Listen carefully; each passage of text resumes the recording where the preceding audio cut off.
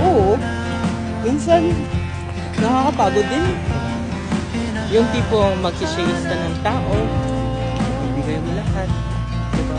Parang, minsan matatanong mo na lang, hanggang saan? Diba? Hanggang saan mo kayang ibigay yung lahat-lahat na nangyari. Pero yun nga, pinili mo. Mahal mo siya.